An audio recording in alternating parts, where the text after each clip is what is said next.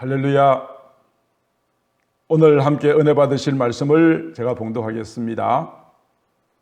레위기서 1장 전체를 다 보아야겠지만 1절부터 9절까지 말씀을 제가 봉독합니다. 여호와께서 회막에서 모세를 부르시고 그에게 말씀하여 이르시되 이스라엘 자손에게 말하여 이르라. 너희 중에 누구든지 여호와께 예물을 드리려거든 가축 중에서 소나 양으로 예물을 드릴지니라. 그 예물이 소의 번제이면 흠없는 수컷으로 회막문에서 여호와 앞에 기쁘게 받으시도록 드릴지니라. 그는 번제물의 머리에 안수할지니 그를 위하여 기쁘게 받으심이 되어 그를 위하여 속죄가 될 것이라. 그는 여호와 앞에서 그 수송아지를 잡을 것이요 아론의 자손 제사장들은 그 피를 가져다가 회막 문 앞 제단 사방에 뿌릴 것이며 그는 또 그 번제물의 가죽을 벗기고 각을 뜰 것이요 제사장 아론의 자손들은 제단 위에 불을 붙이고 불 위에 나무를 버려놓고 아론의 자손 제사장들은 그 뜬 각과 머리와 기름을 제단 위에 불 위에 있는 나무에 버려놓을 것이며 그 내장과 정강이를 물로 씻을 것이요 제사장은 그 전부를 제단 위에서 불살라 번제를 드릴지니 이는 화제라. 여호와께 향기로운 냄새니라. 아멘. 오늘 주실 말씀으로 하나님께 향기로운 냄새, 번제라는 제목으로 함께 은혜를 나누고자 합니다. 해마다 새해가 되면은 사람들은 금년에는 내가 성경을 일독해야 되겠다라고 결심을 많이 합니다. 창세기부터 출애굽기까지는 재미있게 읽어 나갑니다. 그러다가 장애물에 부딪힙니다.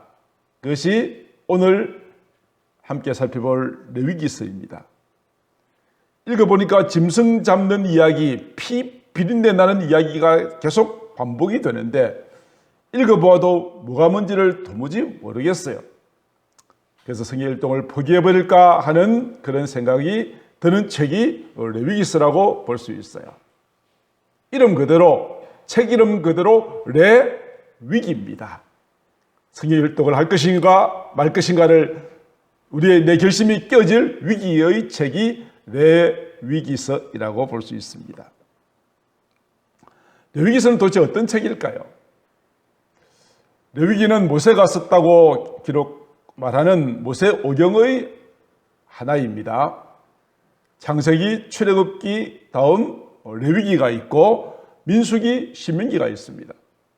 창세기는 천지 창조로부터 야곱의 11번째 아들 요셉이 애굽의 총리가 되는 그 내용까지가 창세기에 기록되어 있고요. 야곱의 모든 가족들이 총리로 있는 요셉이 총리로 있는 애굽으로 건너가서 그곳에서 살다가 430년 동안 종살이 하다가 마침내 애굽에서 해방되어 시내산까지 와서 모세가 하나님께로부터 계명을 받고 그 계명 가운데 출애굽기 마지막에는 하나님께서 성막을 지으라고 하는 내용이 나옵니다. 민수기는 시내산을 떠나서 가나안 입구 모압까지 가는 과정을 기록하고 신명기는 모압 땅에서 모세가 마지막으로 고별 설교하는 내용이 기록되어 있습니다. 레위기는 출애굽기 다음에 나와 있는 책입니다. 출애굽기 마지막이 어떻게 끝난다고요? 성막을 지은 것으로 끝납니다. 레위기는 바로 이 성막 건설과 이어서 성막에서 드리는 제사 그리고 이스라엘 민족이 지켜야 될 모든 율법과 규례를 기록한 책이라고 할 수 있습니다. 그래서 이 레위기서는 다른 말로 성막의 사용 설명서다 그렇게 말씀을 드릴 수도 있겠고요. 또 한 가지는 이 가장 중요한 내용이 무엇이냐면 죄인된 우리가 거룩하신 하나님을 만날 수 있는 방법, 장소 이것이 성막을 통하여 그곳에서 드려지는 제사 즉 오늘 그 예배라고 하는 사실을 우리에게 보여주는 것입니다. 자, 저는 이제 모세가 건립했던 그 성막을 한번 방문해 보도록 하겠습니다. 사진이 나와 있습니다만 하얀색의 울타리가 있습니다. 이 울타리를 중심으로 안과 밖이 구분됩니다. 성막 안에는 하나님의 거룩한 임재가 있고 성막 밖에는 그야말로 바깥 세상입니다. 우리가 주님의 사랑 안에 거할 때, 양이 그 우리 안에 거할 때 목자의 보호를 받을 수 있는 것이며, 목자의 시선을 바깥으로 나가거나 마음대로 가게 되면 그 양은 길을 잃어버리거나 사자나 이리에 의해서 붙잡히게 마는 것이죠. 이 하얀 울타리, 이것은 세상과 교회를 구분짓는 거룩한 경계선이라고 볼 수 있습니다. 자, 입구에 성막의 입구가 보입니다. 입구를 통하여 안으로 들어가면 불붙는 번제단이 나옵니다. 자세하게 뒤에 설명을 해드리겠습니다. 그리고 번제단을 지나면 바로 오른쪽에 손을 씻는 물두멍이 있습니다. 물두멍을 통과하여서 오른쪽에 성소가 나옵니다. 이 성소에 들어간 입구가 있습니다.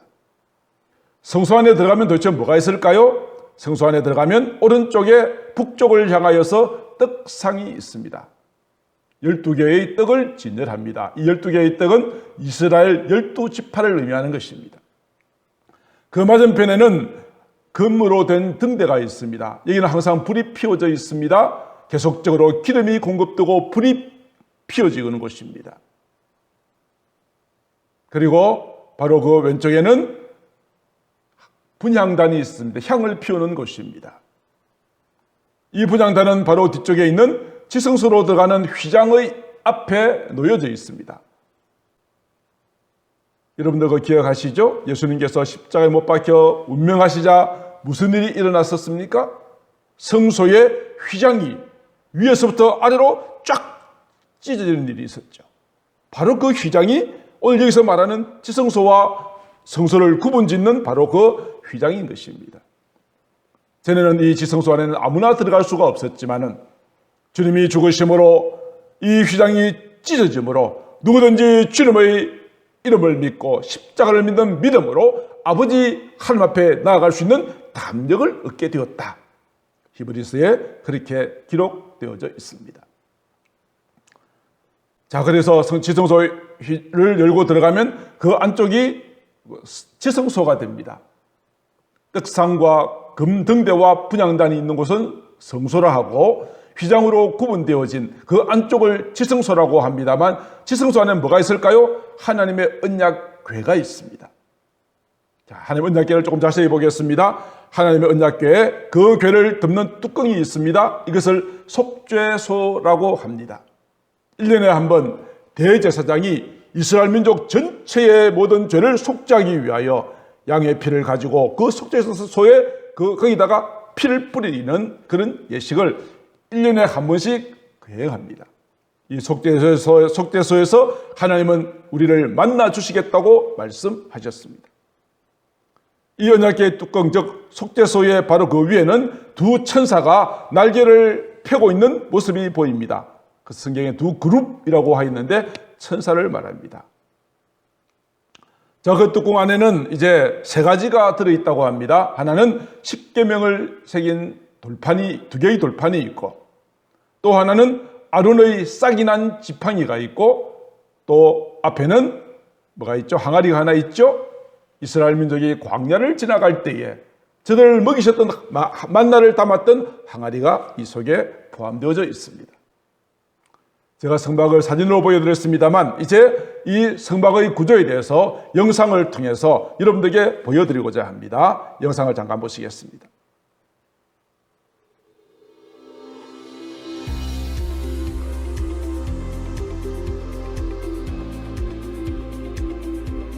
이게 성막 안으로 들어가는 입구입니다. 회왕문이라고 하죠. 들어가면 마당이 있고요. 그 마당 앞에 번제물을 불태우는 번제단이 있습니다.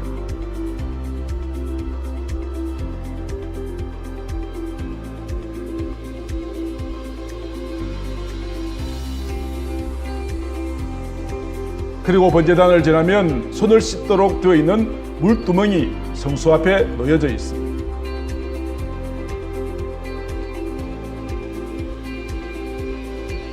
이제 성수 안으로 들어가는 기둥입니다. 두 개의 기둥이 있죠. 그 성막은 세 종류의 덮개로 덮여집니다.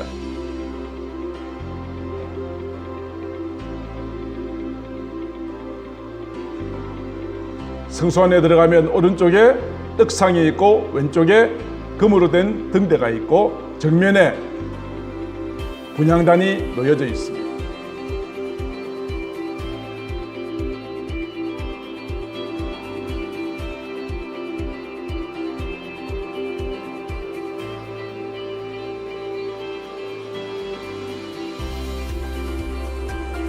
이제 지성소로 들어가는 입구의 휘장입니다. 지성소 안에는 하나님의 언약궤가 있습니다. 두 그룹 천사가 날개를 펴고 있는 모습으로 된 뚜껑, 속죄소라고 하지요. 그 언약궤 안에는 십계명을 새긴 두 돌판과 아론의 지팡이와 만나 항아리가 있습니다. 성막을 다 짓고 나니 하나님의 영광이 온 성전에 가득하였다. 이것이 출애굽기에 성막 건립과 관련되어진 기록입니다.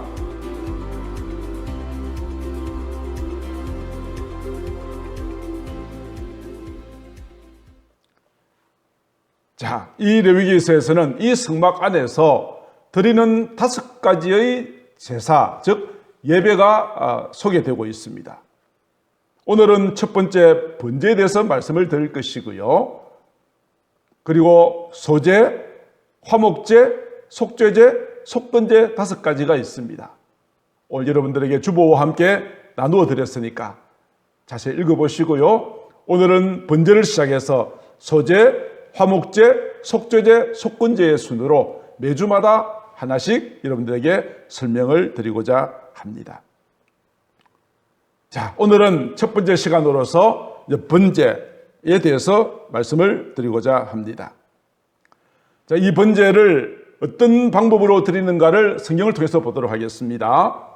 레위기서 1장 1절, 이것은 출애굽기 끝부분과 연결됩니다. 모세가 회막, 즉 성막을 지었습니다. 성막을 짓고 나니까 하나님께서 회막에서 모세를 부르시면서 너희가 이 회막 안에서 예물을 드리라고 이야기를 하십니다. 그 예물은 1장 2절에 보면 가축 중에서 소나 양을 드리라고 이야기를 합니다. 그리고 그 제물은 흠이 없는 수컷으로 드리라고 이야기를 합니다. 읽었던 본문에는 소를 이야기했습니다.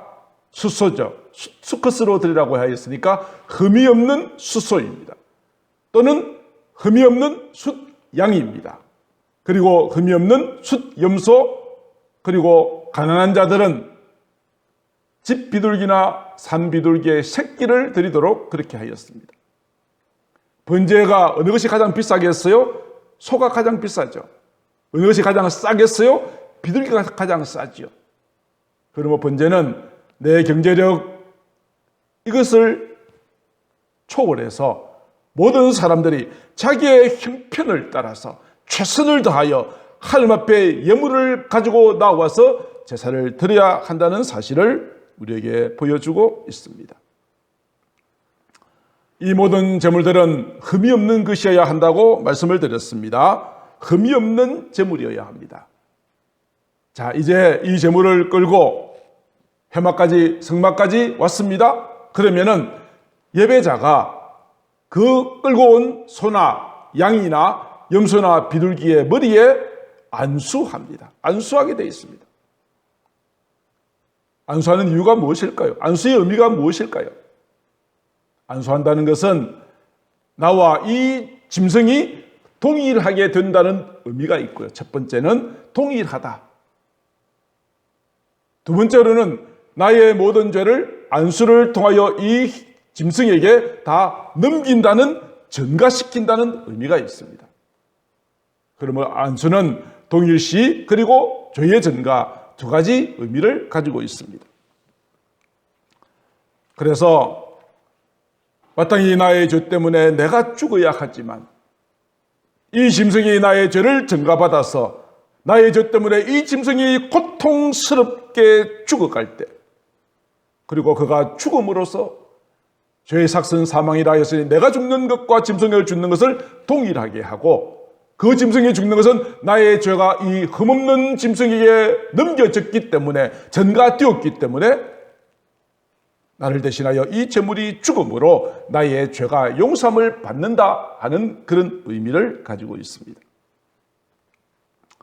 예배자가 이제 짐승의 머리에 안수했습니다.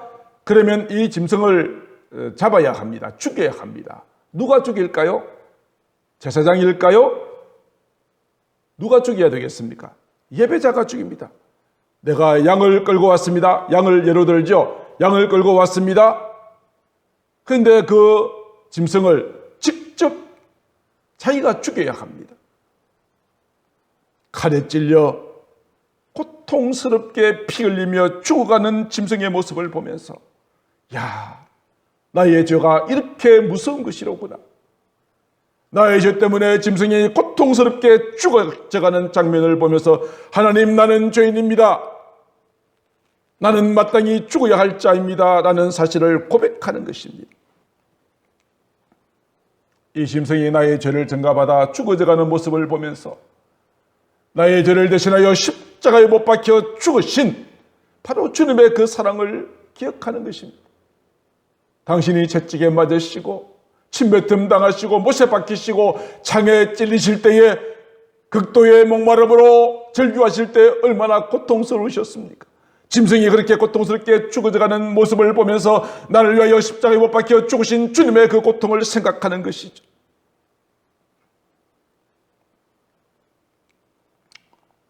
이사야 선지자는 이렇게 메시아에 대하여 예언하였습니다. 우리는 다 양 같아서 그릇 행하여 각기 제 길로 갔거늘 여호와께서는 우리 모두의 죄악을 그에게 담당시키셨도다. 나의 죄를 예수님께 전가시키시고 내가 죽어야 될 자리에 주님께서 죽으심으로 주님의 죽으심이 나의 죽음, 주님의 그 십자가를 믿을 때 내가 죄로 인하여 나는 죄의 삭을 지불하고 주님의 십자가 보혈로 깨끗함을 얻었다는 것을 고백하는 것이 바로 이 거룩한 예식인 것입니다. 그러므로 하나님이 기뻐 받으신 예배는 나의 죄에 대한 처절한 애통함이 있어야 될 것입니다. 하나님, 나는 죄인입니다. 나는 죄인입니다. 그런데 오늘날 많은 성도들이 자신이 죄인이라는 사실을 인정하지 않아요. 눈물이 없는 기도, 참회의 마음이 없는 입술만의 찬송, 위로와 축복만을 귀에 듣기 좋은 말만 좋아하는 그런 잘못된 신앙을 가지고 있어요. 진정한 회개가 없는, 고백이 없는 예배를 하나님께서 받지 않으십니다. 혹자는 말할 것입니다. 내가 그렇게 무슨 죄를 그렇게 많이 지었단 말입니까? 나는 다른 사람들에게 해를 끼친 적도 없습니다. 성실하게 지금까지 살아왔습니다. 나는 법을 어겨서 교도소에 간 적도 없습니다. 예수 믿는 사람들 얼마나 나쁜 사람들이기에 교회만 가면 잘못했다라고 눈물 흘리면서 기도하는가? 그렇게 말하는 사람들이 많이 있죠. 물론 예수 믿지 않는 사람들 가운데서도 도덕적으로 훌륭한 분들이 많이 계십니다. 인정합니다. 반면 교회 다니면서도 성숙되지 못한 사람들도 있다는 것 인정합니다. 자, 그런데 생각해 보세요. 우리가 이 세상에서는 내 자신의 양심, 도덕, 가치관, 세상의 법을 기준으로 판단하죠. 그런데 우리가 이 세상을 떠나고 나면 한 사람도 예외 없이 하나님의 심판대 앞에 서야 합니다. 그때 하나님께서는 무엇으로 우리를 심판하실까요? 무엇으로 심판하실까요? 바로 하나님의 말씀입니다. 성경입니다. 성경에서 말하는 가장 큰 죄가 무엇입니까? 하나님을 믿지 않는 죄가 가장 큽니다. 하나님의 성령을 해방한 자는 용서받지 못할 죄라고 하였습니다. 그러나 이것은 세상적인 법에는 아무 문제가 안 됩니다. 교회 안 다닌다고 감옥에 넣거나 그렇게 처벌하지 않습니다. 그러나 하나님 앞에서는 그렇지 않습니다. 하나님의 나라에 가서는 하나님의 법을 따라 심판을 받습니다. 예수님께서는 이렇게 말씀하셨습니다. 오늘 이 말씀을 들으시고 나는 죄 없다라고 누가 말할 수 있는지를 한번 가슴에 손을 얹고 생각해 보십시다. 누구든지 이 계명 중에 지극히 작은 것 하나라도 버린다면 천국에서 작은 자라고 일컬음을 받을 것이라고 했어요. 예수님께서 또 이렇게 말씀하셨습니다. 나는 아무런 행동, 액션을 취하지 않았다 할지라도 마음에 음욕을 품고 여자를 쳐다보기만 하여도 너는 이미 간음죄를 지었다고 말씀하십니다. 행동하지 않으면 세상의 법은 처벌하지 않습니다. 그러나 마음에 품은 생각까지라도 하나님께서는 심판하신다고 했습니다. 야고보는 이렇게 말합니다. 누구든지 온 율법을 지키다가 그 중에 하나만 범하여도 모두 범한 것이 된다고 합니다. 여러분 성경에 있는 모든 말씀 100% 다 지키십니까? 99%를 지켰다 할지라도 1%를 범하면 100%를 범한 자가 된다고 이야기하고 있습니다. 적극적으로 악한 일을 행하지 않았다 할지라도 야고보서 4장 17절에 이렇게 말합니다. 사람이 선을 행할 줄 알고도 행하지 않는다면 이것도 죄래요. 사도 바울은 이렇게 말합니다. 모든 사람이 죄를 범하였음에 사망이 모든 사람에게 이르렀다. 기록된 바 의인은 없으니 하나도 없다. 선을 행하는 자도 하나도 없다. 자, 이 말씀 앞에서 나는 죄인이 아니라고 말할 자가 있으십니까?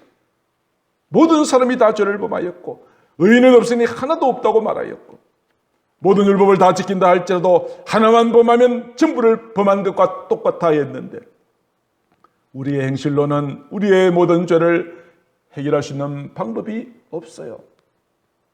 어떻게 하면 되죠? 나의 죄를 내가 스스로 내가 우려도 못하고 애써도 못하고 힘써도 안 되는 것 어떻게 하면 좋을까요? 이 죄의 문제 해결하지 못하면 영원한 지옥, 사망, 저주를 받을 수밖에 없게 되는데 어떻게 하면 좋을까요? 방법은 한 가지 있죠.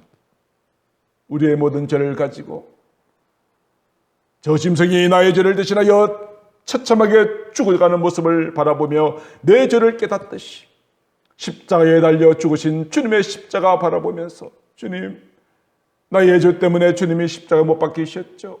감사합니다. 이제 나의 모든 죄를 주님 앞에 회개합니다. 이제는 주님을 닮아져 가기를 원합니다. 주님이 내 인생의 주인이 되어주십시오라고 하는 그런 참회와 회개와 결단이 있게 되어진다면 우리의 모든 죄는 깨끗함을 받을 수 있게 될 것입니다. 사도 요한은 말합니다. 만일 우리가 우리의 죄를 자백하면 저는 미쁘시고 의로사 우리 죄를 사하시고 모든 불의에서 우리를 깨끗하게 하실 것이라. 오직 주님만이 우리의 모든 죄를 깨끗하게 해 주실 수 있는 분이심을 믿게 되기를 바랍니다. 오직 주님만이 우리의 모든 죄의 문제를 해결해 주실 수 있는 분이십니다. 나의 죄를 씻기는 예수님 피밖에 없네. 그렇습니다. 오직 예수님의 보혈의 피로만, 주님의 죽으심으로만, 십자가의 희생을 통해서 우리의 모든 죄가 용서함을 받게 되었다는 것, 주님 앞에 감사할 수 있게 되기를 바랍니다. 이제 예배자가 제물을 끌고 왔어요. 안수해서요. 칼로 찔러 죽였습니다. 그러면 뭐가 나오죠? 피가 나오죠. 그러면 이 제사장들이 그 피를 받아가지고 제단의 사방에 뿌린다고 했습니다. 제단의 사방에 뿌립니다. 그 피는 뭐죠? 그 짐승의 피를 피 흘림이 없으면 사함이 없다고 하였어요. 짐승이 죽음으로 나의 죄가 용서함을 받았던 것처럼 어린 양 되시는 예수 그리스도께서 십자가에 못 박혀 피 흘려 죽으심으로 나의 모든 죄가 깨끗함을 받게 되었음을 고백하는 것입니다. 제사장은 이 피를 제단 사방에 뿌린다고 했습니다. 출애굽기에 보면은 유월절의 유래에 대해서 나와 있죠. 하나님께서 이스라엘 민족을 구원하시기 위하여서 모세를 보내어서 애굽의 10가지 재앙을 내리시고 이스라엘 민족을 해방시키셨어요. 애굽에 내린 10가지 재앙 가운데 마지막 재앙이 장자가 죽는 재앙이었습니다. 그런데 이 모든 죽음의 재앙 면할 수 있는 방법이 있었죠. 뭡니까? 어린 양을 잡아서 그 피를 임방과 문설주에 바르면 죽음의 신이 그곳에 임하였다가 그 피를 보고 넘어가리라. 그렇게 말씀하셨어요. 그 피를 보고 넘어가리라. 짐승의 피를 제단 위에 뿌리는 것은 그것이에요. 구약의 시대 때는 아직 예수님이 오시지 않으셨기 때문에 이 짐승의 피를 보고 나의 죄로 인한 모든 저주가 넘어가게 해달라는 뜻이요. 오늘 우리는 그 피가 무슨 피입니까? 우리가 구약 시대에 살고 있다면 예배드릴 때마다 소나 양이나 염소를 끌고 와야 해요. 그러나 이제는 그럴 필요가 없죠. 왜요? 예수님께서 나의 죄를 대신하여 십자가에서 피 흘려 죽어주셨기 때문이에요. 주님을 믿는, 그 십자가를 믿는 믿음으로 주님의 그 보혈의 피를 보시고 모든 재앙과 멸망과 저주가 넘어가게 되어지는 놀라운 은혜를 저희들에게 허락하여 주신 것입니다. 자, 다시 진행을 보십시다. 제물을 끌고 왔어요. 안수했어요. 죽였어요. 지금까지 누가 하는 것이죠? 예배자가 하는 것이에요. 그러면 이제 그 피를 받아다가 제단에 뿌리는 것은 제사장이 하는 것입니다.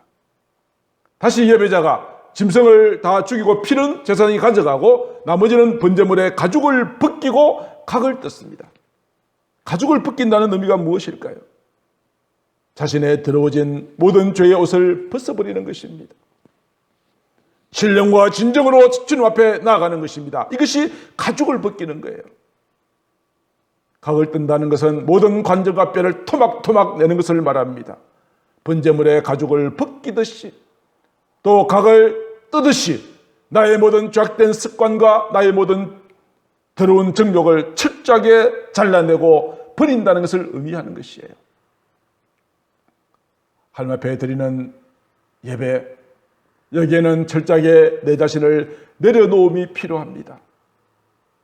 나는 낮아지고 나는 없어지고 오직 주님만이 내 안에 들어오시어 나의 모든 생애를 살아가시도록 맡겨드리는 것이 진정한 예배의 의미, 번제의 의미라고 하는 것입니다. 그렇습니다. 우리가 참된 예배를 드리기 원한다면 내 마음 자세부터 새롭게 되어져야 합니다. 예배드리는 이 시간에도 성도들의 마음속에 부정한 생각, 세상에 잡다한 계획들, 예배 마치고 나서 내가 무엇을 해야 될 텐데 라는 이런 생각들로 가득 차 있다면 이것은 하나님 앞에 진정 가죽을 벗기고 각을 뜨는 자세가 아니에요. 오직 나의 마음과 뜻과 정성을 모아서 오직 하늘만 바라보고 주님 앞에 예배드리는 그 자세가 필요하다는 것을 오늘 이 번제의 제사를 통해서 우리에게 말씀하십니다. 사랑하는 성도 여러분, 이제 우리는 예배드릴 때마다 정말 가난한 심령으로 나오게 되기를 바랍니다. 애통하는 마음으로 주 앞에 나오기를 바랍니다. 다윗은 이렇게 이야기하였어요. 시편 29편 2절에서 여호와께 그의 거룩한 이름에 합당한 영광을 돌리고 거룩한 옷을 입고 여호와께 예배할지니라. 거룩한 옷이 무엇일까요? 어떤 외형적인 어떤 옷이나 옷감을 말하는 것이 아닙니다. 거룩하다는 것은 구별되었다는 것이죠. 예배드리는 자의 모든 자세는 세상 것들을 단절하고 오직 그 마음과 뜻과 정성을 오직 주님만을 향하여 집중하는 그런 거룩의 옷을 입고 나가야 한다는 것을 의미하는 것입니다. 자, 이제 번제의 마지막 단계는 제사장들이 제단 위에다가 불을 붙입니다. 아까 번제단 보셨죠? 거기다 불을 붙이고 나무를 버립니다. 그 나무에 불꽃이 잘 번지게 하기 위해서 벌려놓고 그 다음에 내장과 정강이도 물로 씻고 제사장 그 전부를 제단 위에서 불살라 번제를 드립니다. 전부를 다 드립니다. 이제 5가지 제사 가운데서 남김없이 전부 다 드리는 제사는 번제입니다. 무슨 의미일까요? 번제의 의미가 무엇일까요? 예배라고 하는 것은 우리의 온전한 헌신을 하나님께서 원하신다는 것입니다. 소나 양이나 염소, 비둘기 그 가격의 차이가 문제가 아니라는 것입니다. 비싼 것, 많은 것, 좋은 것이 문제가 아니라 나의 전부를 주 앞에 불살라 드리는 것입니다. 나의 마음을, 나의 생명을, 나의 모든 것을 오직 주님께 드립니다. 가난한 과부의 두 렙돈을 귀하게 여기셨던 주님, 오늘 이 시간 나의 마음을 주 앞에 온전히 드리오니 오늘 또 나의 모든 시간들, 나의 마음과 나의 모든 정성을 하나님께서 향기롭게 받아주시옵소서. 전부를 드리는 것입니다. 온전한 헌신을 요구하신다는 것을 말하고 있습니다. 이것을 불살라서 드렸습니다. 그래서 이것을 불화자를 써서 불태워 드리는 제사라 하여 화제라고 합니다. 자, 그러면 이 번제에 드리는 이 모든 장면들을 또 영상을 통해서 한 번만 복습하는 의미에서 보시도록 하겠습니다.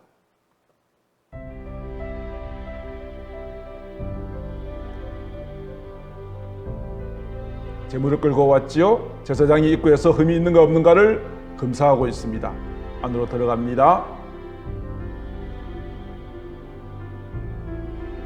들어가서 번제단 쪽에 가서 바로 그 옆에서 이 짐승에게 안수를 할 것입니다. 예배자가 안수하는 것입니다. 안수하지요. 나의 죄를 이 흠없는 제물에게 전가시키는 것이죠. 칼을 가져옵니다. 짐승을 죽입니다. 짐승이 죽어가면서 피를 흘리죠. 이 피를 제사장이 받아가지고 이제 번제단의 모든 사면에 뿌리게 될 것입니다. 죽은 제물을 이 예배자가 가지고 가서 이제 껍질을 벗기고 각을 뜨는 작업을 하게 될 것입니다.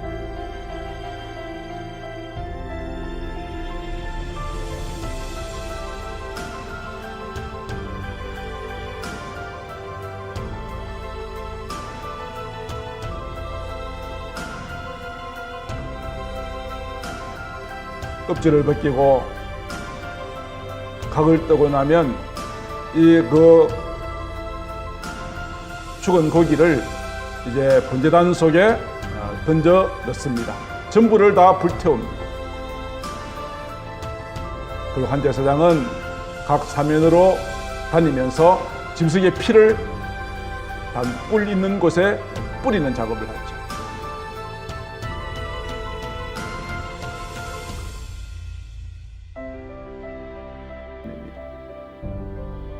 지금 피를 뿌리고 있는 장면이 나오고 있죠.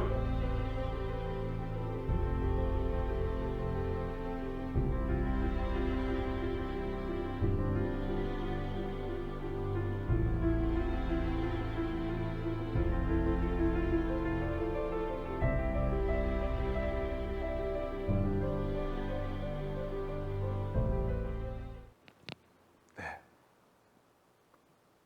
자, 이제 마지막으로 저희가 번제드리는 장면을 보았습니다. 어쩌면 이 성막에는 여러분들 고깃집에서 고기가 숯불에 탈 때 냄새가 좋으시던가요? 악취가 나죠. 고기가 타는 냄새, 피 냄새, 어쩌면 그 성막은 정말 도살장과 같은 느낌이었을 거예요.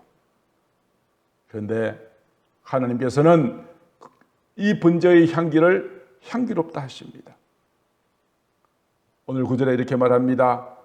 제사장은 그 전부를 제단 위에 불살라 번제를 드릴지니 이는 불로 태워 드리는 제사 화제라 여호와께 향기로운 냄새니라.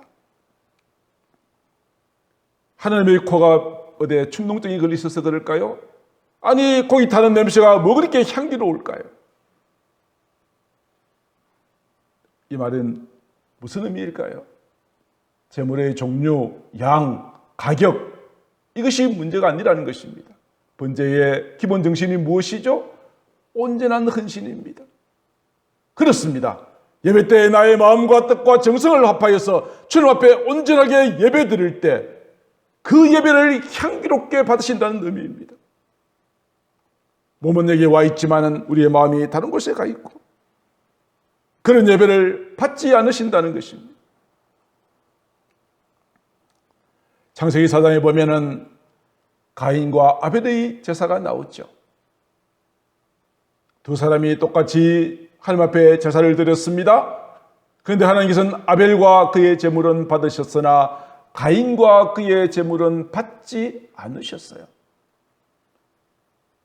하나님이 받지 않으시는 예배를 드린 가인은 예배의 실패자입니다. 예배의 실패자 가인은 어떻게 되었습니까? 마음의 분노가 가득하여 동생 아벨을 돌로 쳐 죽이는 인류 최초의 살인자가 되었고 땅이 저주를 받았을 뿐 아니라 가인의 후손들은 땅을 유리방황하는 그런 사람이 되고 말았습니다. 오늘 우리의 예배가 하나님께서 기뻐 받으시는 예배가 되지 않는다면 오늘 예배를 통하여 하나님의 은혜가 흘러가지 못하고 아무런 역사도 능력도 나타나지 않을 것입니다. 우리는 예배의 성공자가 되어야 합니다.